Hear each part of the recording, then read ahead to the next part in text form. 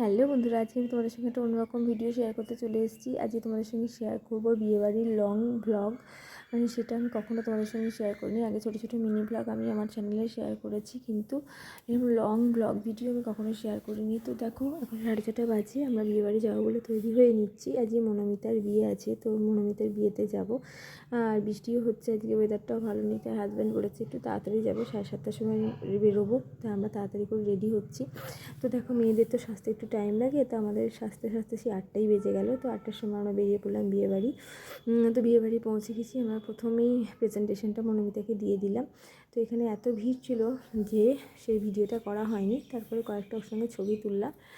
ছবি তুলেই আমরা চলে গেলাম নিচে স্টার্টার খেতে। স্টার্টারে ছিল কফি, ড্রাই চিলি চিকেন আর সুইট কর্ন, আর ছিল ফুচকা। তো ফুচকা আমরা খাইনি, আমরা একটু কফি, সুইট কর্ন আর ড্রাই চিলি চিকেনই খেয়েছি। খাওয়ার ভিডিওটা শেয়ার করতে পারিনি, এত ভিড় ছিল। তারপর হাতে খাবার নিয়ে ওই জন্য একটু অসুবিধা হচ্ছিলো। আর দেখো, স্টার্টারের উল্টো দিকেই বরকে বসানোর জায়গা করা হয়েছে। বরের ঘর মানে বরকে বসিয়ে, বরের যে ঘরে বসে আছে সেই ঘরটা, তাই বরকেও একটু দেখিয়ে দিলাম তোমাদেরকে।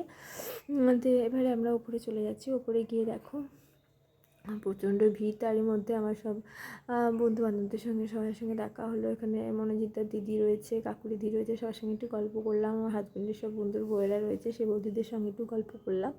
তার মধ্যে কাকুরিদি বলছে যে চল, তুই অনেক ভিডিও করিস, রিল করিস, আজকে তোর সঙ্গে একটা রিল বানাবো। তো কাকুরিদির সঙ্গে একটা রিলও বানিয়ে ফেললাম। বানিয়ে নিয়ে তার মধ্যেই দেখছি যে মনোমিতাকে আশীর্বাদ করছে ওর শাশুড়ি মা, তাই সেই ভিডিওটা তোমাদের সঙ্গে শেয়ার করলাম। আর তারপরে দেখো, শুভদৃষ্টি হবে বলে বরকে বরণ করছে সোনাদি। তো ভাবলাম এই ভিডিওটাও তোমাদের সঙ্গে শেয়ার করে নিই। তো বরণের ভিডিওটা তোমাদের সঙ্গে শেয়ার করলাম। ভেবেছিলাম শুভদৃষ্টিটা হয়তো দেখাতে পারবো, কিন্তু সেটা আমার আর দেখানো হলো না।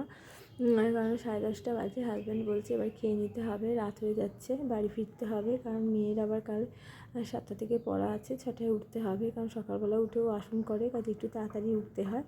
তো যথারীতি ওপরে চলে গেলাম খেতে। খাবারে কী কী মেনু ছিল দেখো, সেটা তোমাদের সঙ্গে শেয়ার করলাম। দেখো, আর আমার এই ভিডিওটা যদি তোমাদের ভালো লাগে, অবশ্যই একটা লাইক, শেয়ার, কমেন্ট করে পাশে থেকো। আর যারা এখনও পর্যন্ত আমার চ্যানেলটাকে সাবস্ক্রাইব করোনি, তারা অবশ্যই আমার চ্যানেলটাকে সাবস্ক্রাইব করে দিও আর আমাকে এগিয়ে যেতে সাহায্য করো।